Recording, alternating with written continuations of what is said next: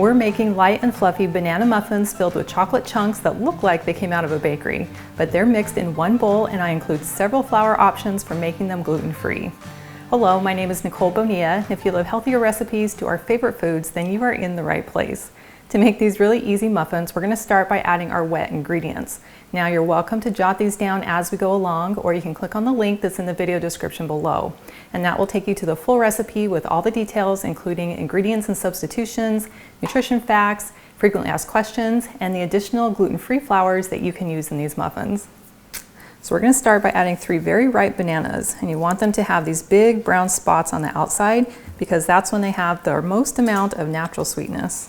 And I know they might look a little ooey gooey, but I promise they're going to taste delicious and are the secret to having naturally sweetened muffins. Now you could mash these together with a fork first, but these are so soft that we can just use our mixer to break them down. Next, we're going to add 1/2 cup of cane sugar. You could also use regular sugar or coconut sugar. Then we'll add 1/3 cup of some light olive oil. You could also use avocado oil or coconut oil. And for flavor, we'll add 2 teaspoons of vanilla extract.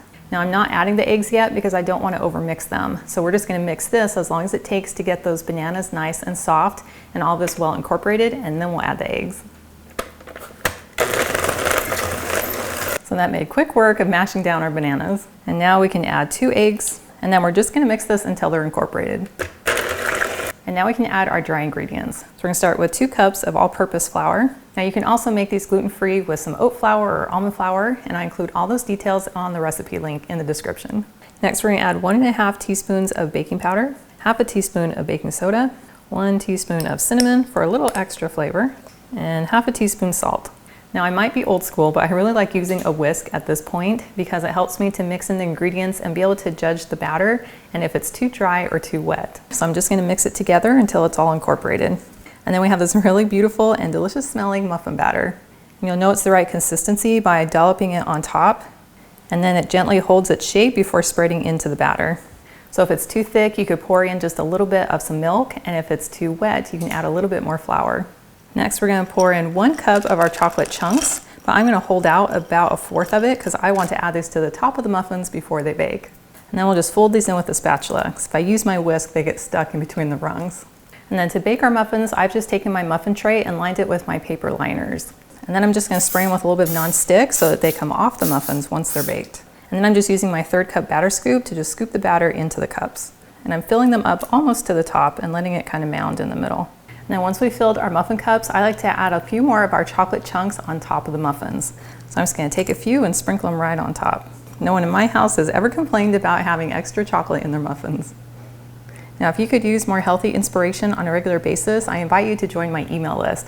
All you have to do is click on the link in the video description below, and that is the best way for us to stay connected. And once I have all the chocolate on top, I'm just going to take a spoon and just kind of help stir these down into the dough. I like it when they're a little bit more incorporated. And then another option for adding just a little bit of sparkle and texture on top of the muffin is to sprinkle a little bit of this coarse turbinado sugar. So I'm just going to take a little pinch and just sprinkle it right on top.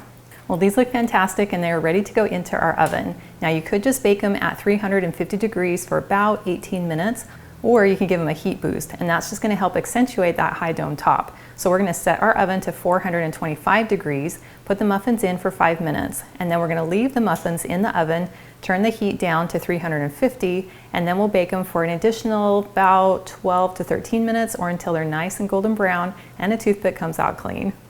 Well, here are the muffins after the 5-minute heat boost and then baking for an additional 12 minutes. And they are so gorgeous.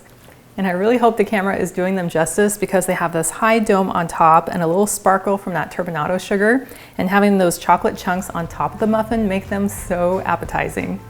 Now you will want to let them cool on your counter before you take them out of the pan. And then it's up to you if you want to enjoy them with that chocolate really warm and melty, or if you want to let them cool off a little bit so the chocolate is a little more solid. I vote for warm and a little bit melty. Oh my goodness, just like that. That is delicious. The texture is just really light and spongy, and you immediately get that delicious banana flavor with a little touch of cinnamon, and then having that chocolate running throughout is so good. And eating them on the warm side means you have a little bit of chocolate left over. Well, thank you so much for hanging out with me today in my kitchen to make these really easy and delicious muffins. And I've included a link to the full recipe, and it's in the video description below. And that takes you to my website, gentletummy.com. And I also invite you to like and subscribe to my channel if you haven't already. And I cannot wait to have you hang out with me again in my kitchen.